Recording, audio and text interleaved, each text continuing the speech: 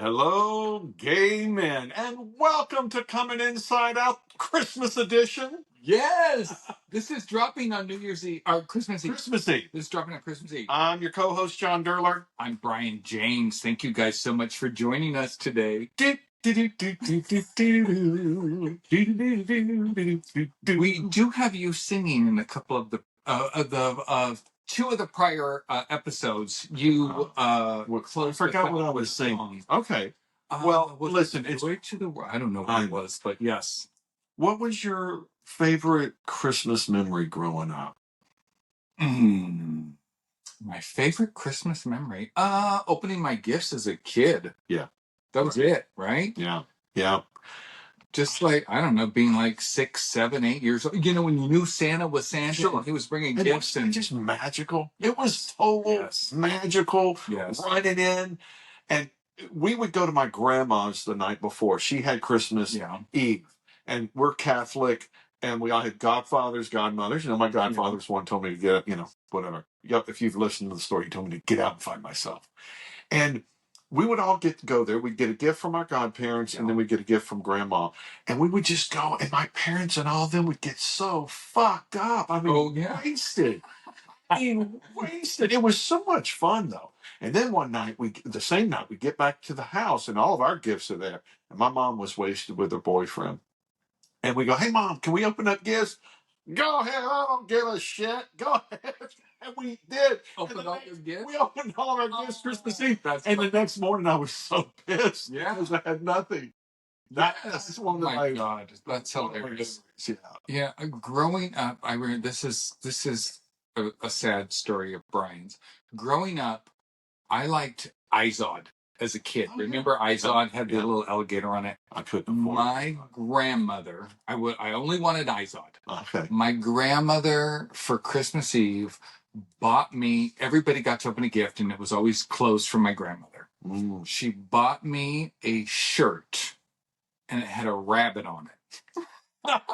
A little rabbit on it. That was cheaper. And I was crying because I was forced to wear this shirt with a little rabbit on it when I wanted to wear a shirt with an alligator on it. Well, because that was so popular. Yes, it was. And you wanted to be popular.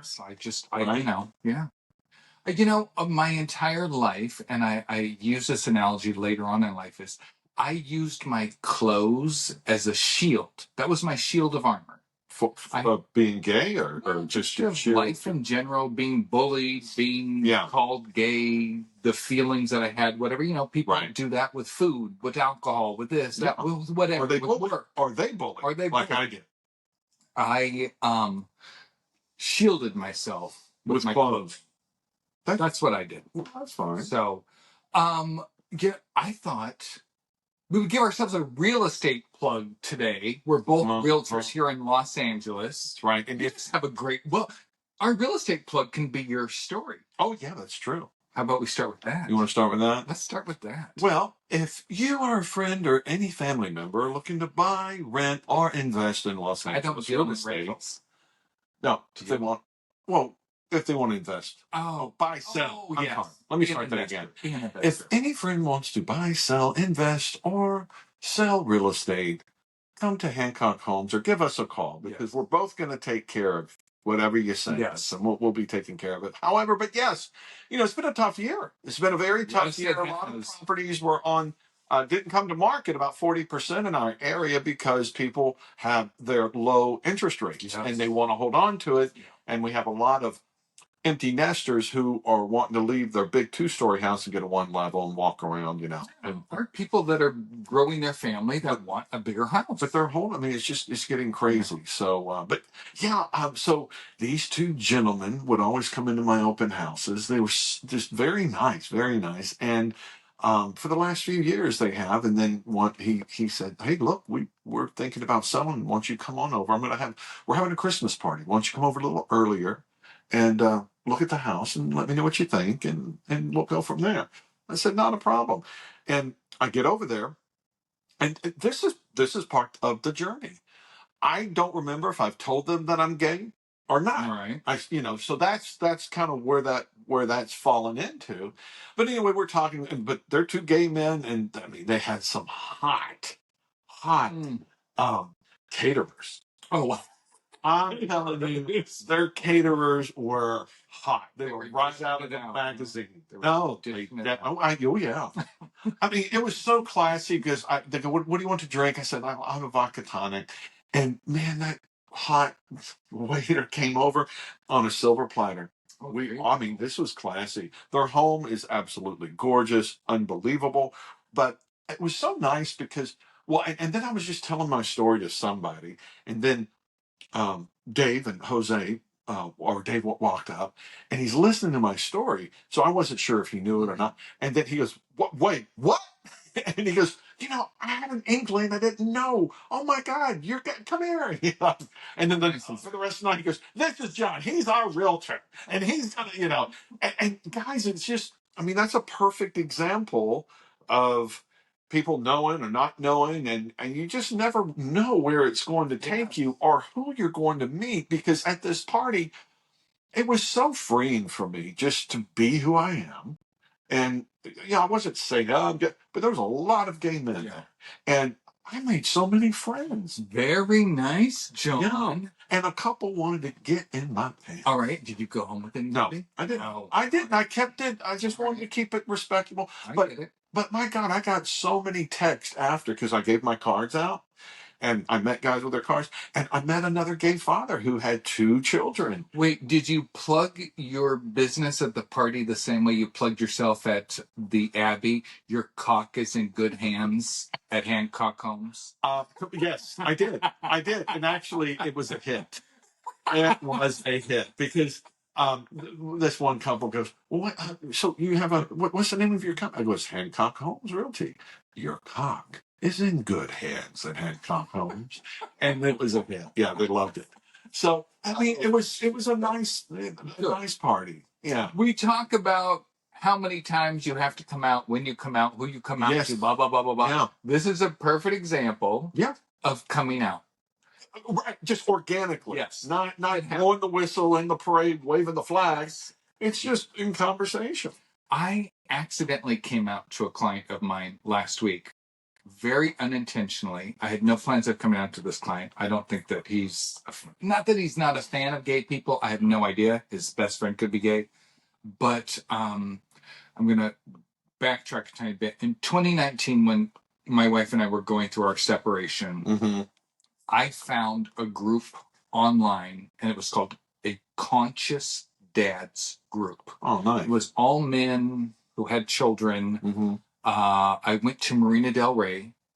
We meditated on the beach. Then we did breath work. And then once you're done with your breath work, you go do an ocean plunge. And the water was cold. Oh, we were doing this, back in I don't know, when it was winter time. So I met this group of guys. I became good friends with them. We went to a retreat in Ojai, which is beautiful. We went to this beautiful house. Anyways, did this thing. I was showing this client property, and he said to me, "Oh, if you're around later, I know it's the holidays or whatever, but maybe we can look at this property later tonight or later this afternoon, and if not, tomorrow." And I said, "Oh, I'm sorry. I already have plans this evening." And normally I wouldn't say that, but he's like, "Oh, I forget what he said." And I meant to say, because I had a friend coming in from Philadelphia, I meant to say, I'm meeting a friend. And he said, "Oh, someone you went to college with?" And I said, "No, I meant to say someone I went on a men's retreat, that I met on a men's retreat." No, one of my friends from a gay dance retreat.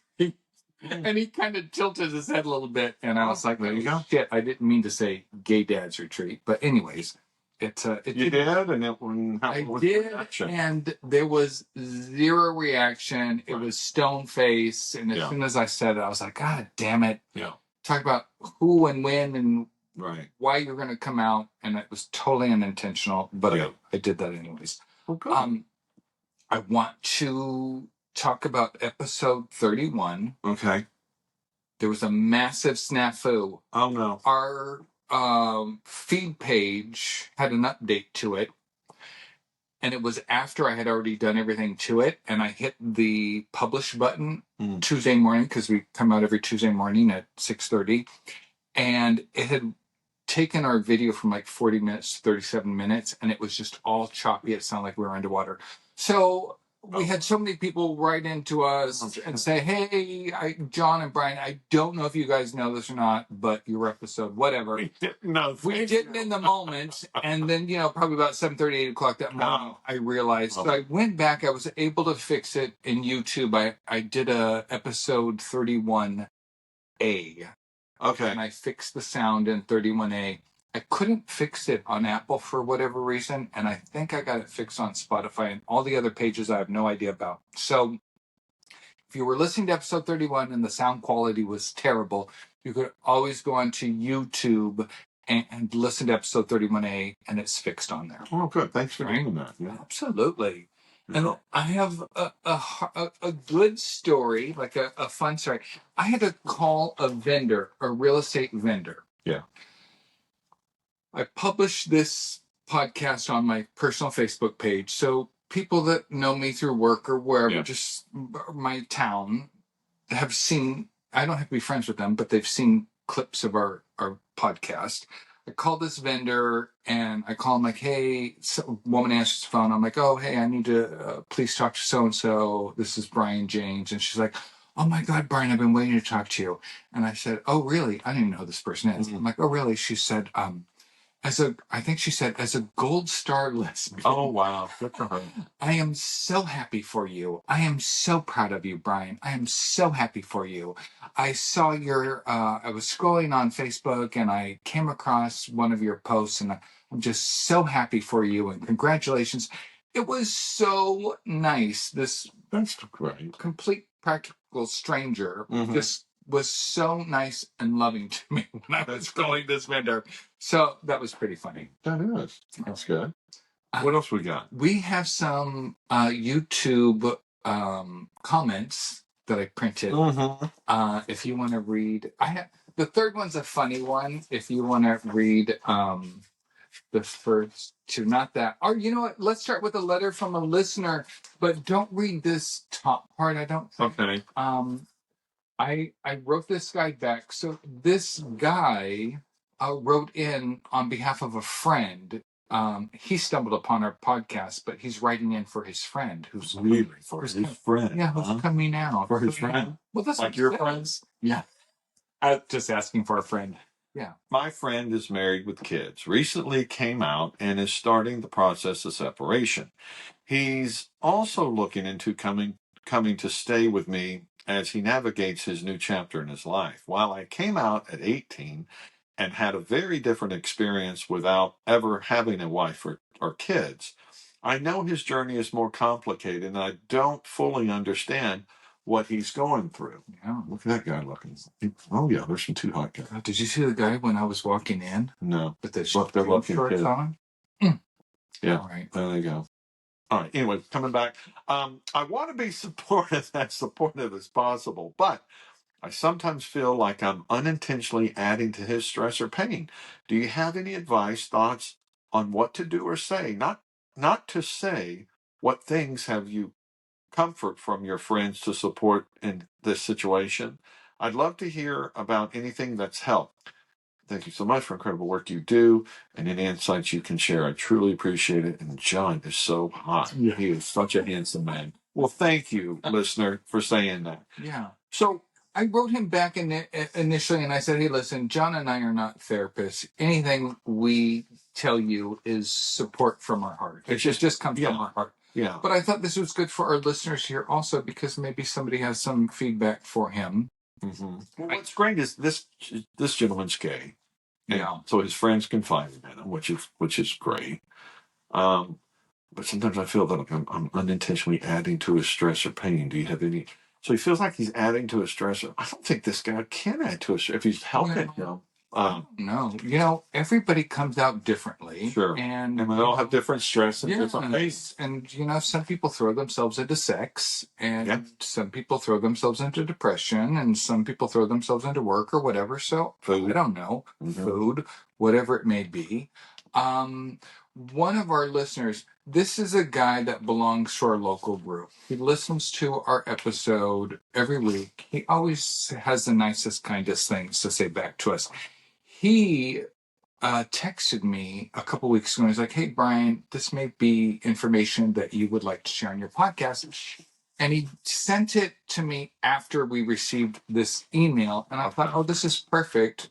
In a response to that email, I thought, there's an organization, and I didn't know anything about this organization. Mm-hmm. It's Husbands Out to Wives. It's called HOW. Okay. And HOW, that's one thing I printed there, and I printed something else also. If somebody is looking for support, you can go to, I guess it's www.how/support.org for this HOW organization. And our mission is to support each other as we try to find our individual paths and happiness. HOW members help each other as we redefine our relationships with our spouses, family members, friends, colleagues, even as we may be learning to understand our own real selves. So I think that's great for a listener who's trying to come out. What's the link again? What's the and I'll post it in our the description section of the episode, but it's HOW-support.org. Okay. It's for bisexual. I mean, I printed that. Yeah, it's for husbands out to wives. HOW is a support group for gay bisexual men who are either married to a woman or committed a relationship with a woman, and who either have or intends to come out to their wives, partners about their sexuality. Our mission is to support each other. Okay, exactly. You just said that. Yeah, and they have a homepage, a resource page, a contact page. Well, that's good. So I thought, there you go. That's some information on HOW. And if you're a member of HOW, give us a call or an email or a text. And if we want to have you guys on the show, we could absolutely, yes. So that's his email. And then we had a couple YouTube. That's next. You can talk about that now. You can talk about it whenever you want, but you just can't show the picture. No. Oh my God. All right. So listeners, Brian's new neighbor. I think we talked about it. Did we talk about this one? Yeah. So it was, how do we say this? I don't want to get back to him or her. But anyway, Brian has a hot ass neighbor that just moved. New neighbor. And yeah, and I printed his Grindr profile. Yeah, he's got a Grindr profile. Oh,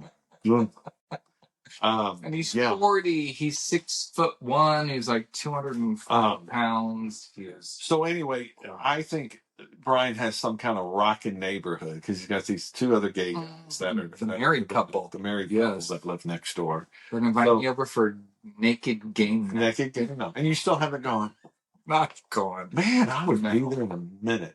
All right, what do we got here? This is a YouTube comment. Oh, yes. Okay. And it probably came out of my filthy mouth, me saying something. Oh, wait. Yes. Yeah, this did. Yes. It did. All right. This is from, not many of the gay women. Okay, so this is something that I said, not many of the gay women I have known know how to fix their truck or, what is that? Or ute, U-T-E. Ute. In Australia, I think they call a truck a ute. Oh, truck or ute, as we call them here in Australia. Not all gay women wear pants. Take care, gents. You had said, hey, if there's any lesbians out there, I need help fixing my truck. Right. Something. So, hey, lesbians, I was calling the ones that could fix on the truck. Not all lesbians, but hey, lesbians that can fix a truck. Help. I've never been to a mechanic shop where was a woman. Really? I don't think so. Well, I've always gone to the dealership. I don't know. I think, exactly. So, yeah, I'm going to say stuff that's going to probably piss people off. But that's okay. Listen, John, at least we know they're listening. I say it with love. Yeah. I say it with love. And then the next one, I printed this one. He really doesn't say anything, but he says, you guys are doing wonderful. And I want to take a moment because there have been so many times in this podcast, John, where you have thanked me. You're like, oh, Brian, thank you so much for what I do on this podcast. And I accept what you're saying, but I don't think I don't think I say it in return. So, you don't think shit. I want to take a moment to say, you know what, John? We get so many of these. You guys are doing a wonderful job. You guys are doing a great job. The other guy said the same thing. You are doing a wonderful job. We are making such an impact with so many people, and oh, well, thank you. We both are. We both are doing a great job. Well, I know. Yeah, you're right. You're right. And you're doing a lot of the back end work. Just so you know, this would not be happening without you, my friend. Right, and you're taking a lot of the work on that, but nobody sees. And I just want you to know, I see it, yes. I recognize it, and I appreciate it. And you tell me that, and I accept it, and then we move on. Yeah. And I don't think in turn I say, "Hey, John." Yeah, right. You never. You want? Yeah, that's all right. Because I get it from the listeners. There you go. And yes, you do. You do. All right. I shared with you that at Thanksgiving, my family members were talking about my podcast. Yes. So funny enough, we got a comment on YouTube, and I read it, and it says, "Hello, guys. Love the content, and I'm so proud of you, Brian. You are my brother and someone I look up to very much." And I thought, oh, that's so nice of this listener. They're associating me as their brother. Yeah. I'm like, oh, that's okay, whatever. Mm-hmm. And then I look at the name and it's my sister. Oh, sweet. I'm like, what? My sister is now commenting on our that is so YouTube nice. page. So I thought that was funny. And when I read, I'm so proud of you. You are my brother. I'm like, oh, I'm your brother. Okay, yeah. Whatever. So I thought that was kind of funny. You know what? That's sweet.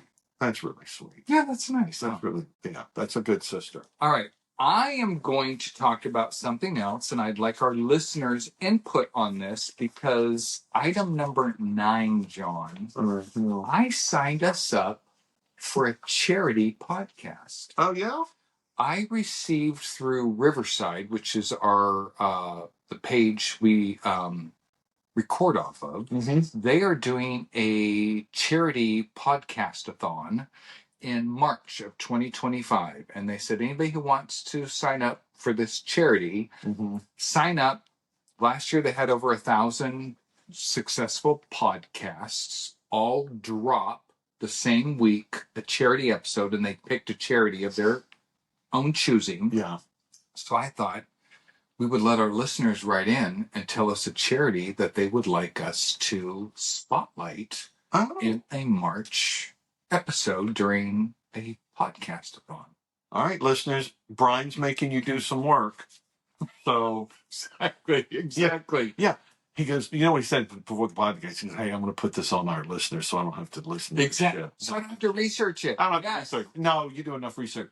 You know what? That's great. I think if one of our listeners or the thousands that listen to us. Yeah. It says during the 7-day event, thousands of podcasters together worldwide are going to do this charity event. Simultaneously, they will release special episodes for a charity of their choosing.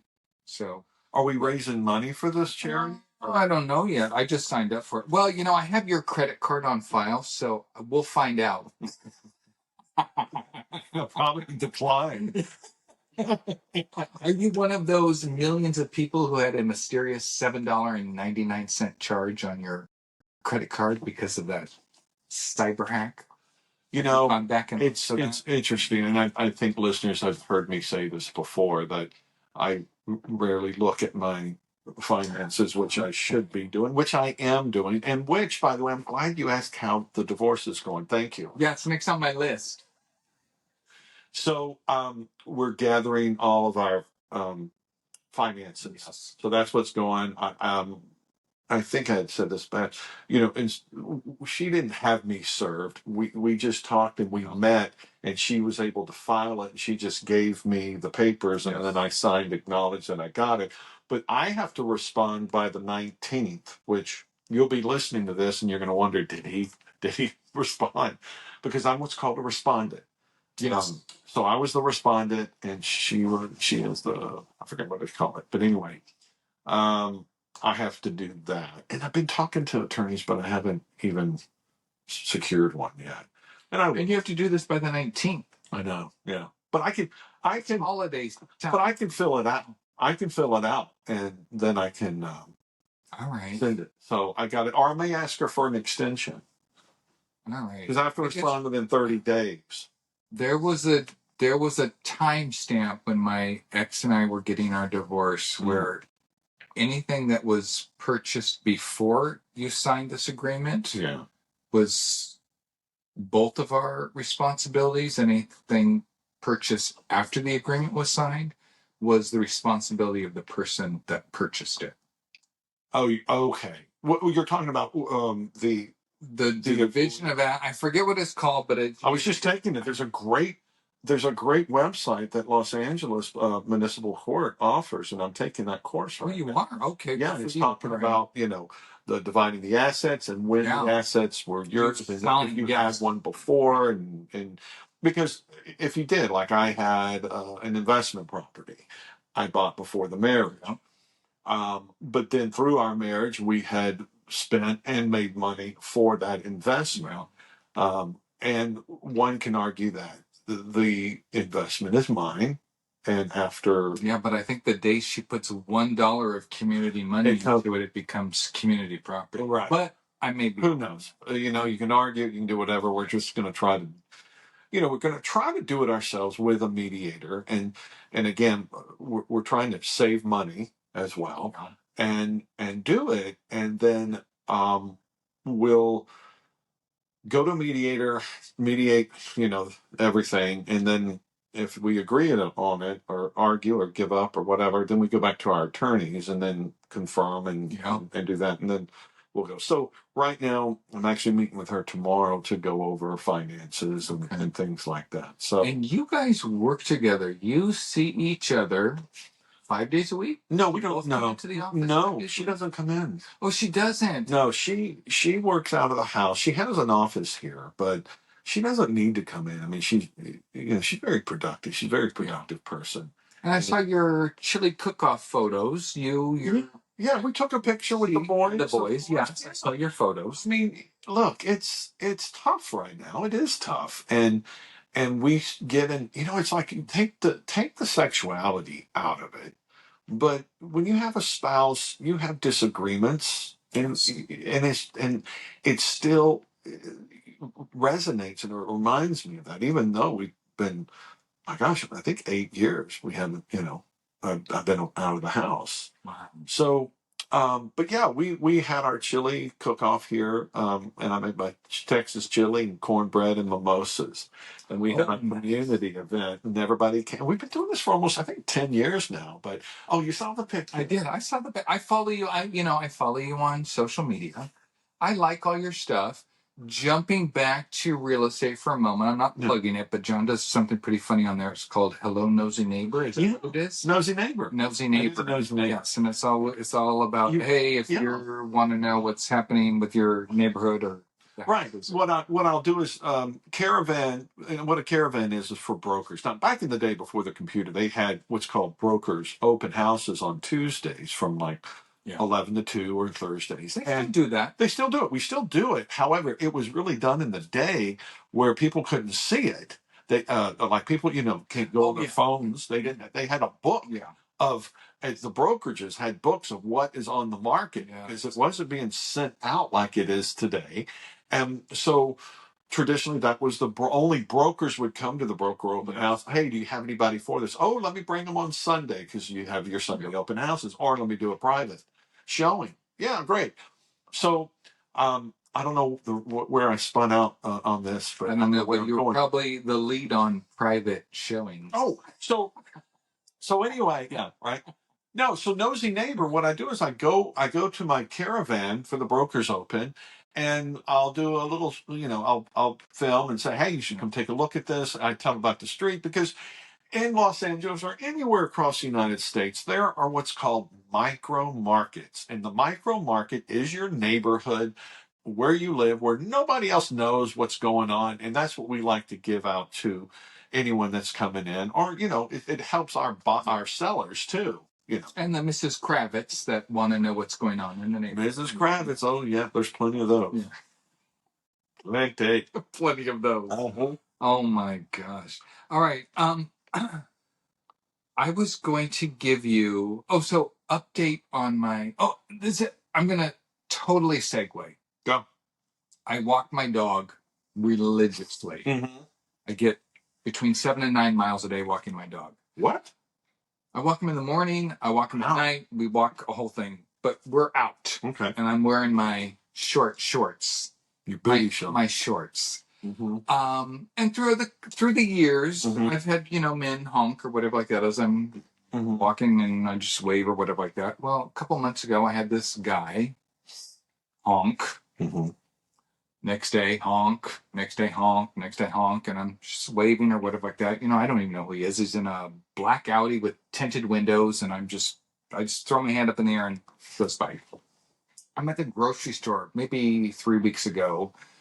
I'm putting my groceries on the belt, the checkout belt, and this guy walks up to me and he's like, "Hey, my name's blah blah blah. I'm the guy that honks at you every morning." And I said, "Oh, hi, nice to meet you." And he tells me his name. I tell him my name, and that was it. I was checking out, and whatever. There's a person coming behind me. So a couple days later, I'm walking my dog. He's honking. Then he does this slow drive by one day with his window down. Finally, the other day, he rolls his window down, pulls over, and he said, "Hey, are you single?" And I said, "I am single." And I said, "Are you single?" And he said, "Yeah, I'm single." And I said, "Oh, okay." And he said, "Can I get your phone number?" Wow. And I'm like, "Sure." He's not going to get anywhere with me. Why? Well, it turns out he's not single. First of all, he's not single. Married? He's married. To a woman or a man? To a woman. He's bisexual. Oh, all right. I don't know. I have a type.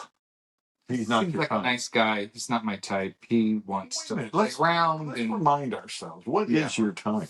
I like a taller man.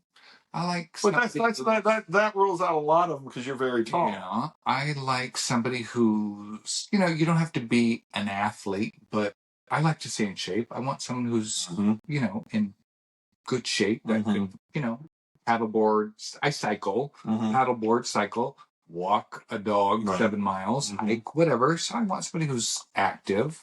I want somebody who's age appropriate. How old was he? Well, he has to be older than me. I say he has to be older than me. He's been married twice. He has 4 kids, whatever. But anyways, he has been hitting on me like there's no tomorrow since he got my phone number. The text messages are hilarious. Does he want a booty call or does he want a date? He said that he had a relationship. His wife knows that he's bisexual and he's had a relationship in the past with another man while he was married. I'm not interested in that. But yeah, he's been texting me hard. He had a cold and he said he wanted to give me something, but it wasn't his cold. And I was like, oh, whatever. Lord. Yeah. So he's been, anyways. Good for you. Been going, is that good for me? Well, yeah, it builds your confidence. You know? I don't know. It's nice to be wanted. Well, no, it's nice to be wanted. Oh, it's nice to be wanted. Okay, guys, it's nice to be wanted. Yes. But I want to be wanted by somebody I want to be wanted by. Well, that's up to you. That's up to you, man. And I think you got a tall order. Let's talk about that. I think it's tough. I'm communicating with a couple guys that listen to this podcast. You guys know who you are. Some of them resonate with me. They tell me, "Oh, I'm feel the exact same way you do." And I if you meet, so let's just backtrack. You were at this Christmas party over the weekend. If some guy came up to you and was hitting on you and you were feeling horny, would you have to have an attraction toward him, or you would just need to be horny? Well, I have to have an attraction if it's going to go to the next step. What's the next step? Well, making out? Well, either making out or hooking up or going on a date. All right. I mean, it's not just that he's horny and you're horny. No, I'm not going to just go with anybody that's horny. They have to. They have to have a. They have to meet my standards. All right. What are John's standards? Well, you have to be all over the place. You have to be under 40. No, you don't have to be under 40. Be breathing. You have to be, over 28. Over 28. Over 28. Okay. 28 over. And I think, it's interesting because I was talking to this guy at the party. All right. And very nice gentleman, really nice. And we exchanged numbers and we talked, and he texted me the next morning. It was very nice meeting you, and da da da. And and I texted him back immediately. And but he had said in our conversation that night, he said, "Yeah, and my boyfriend," and I'm like, "Oh, well, you got a boyfriend." But I'm not sure because I don't know the context that he was. I think the context that he was telling the story was at the time. It could be at the time he had a boyfriend or he has a boyfriend.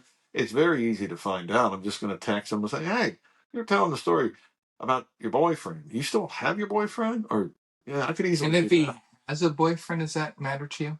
Well, if they, depends what his boyfriend looks like. Oh, because for the three of you. All right. Not just him. But no, but joking. Well, serious too. All right. But for dating, yeah, I could see going and having a cup of coffee with him or going out for dinner on a date. I could see that. Yeah. And a date just means a 5-hour hookup, or is that mean it? No, it would be. A date would be going to go have dinner or go have lunch or something, and then end up at somebody's house. Oh, would that happen? Oh,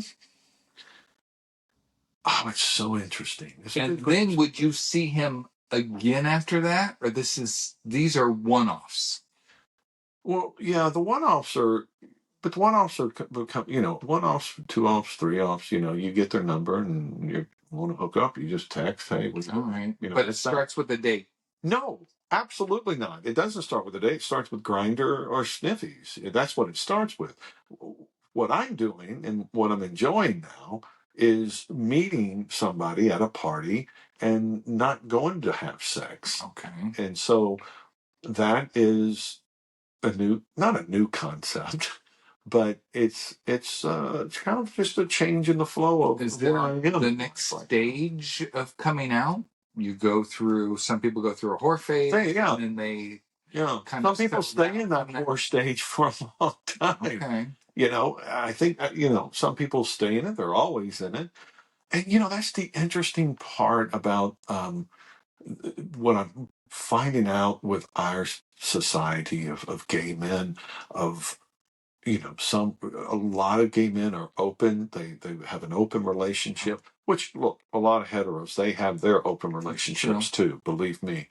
But I don't know. I find it maybe because I'm in that arena of men that, there's a lot of couples that do that. And I mean, I've talked to guys that have been together for 20, 30 years and they've had their play on the side.